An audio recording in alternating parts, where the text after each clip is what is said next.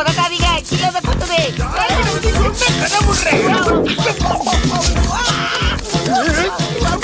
யாராவது அந்த யானைக்காரனை பிடிங்க.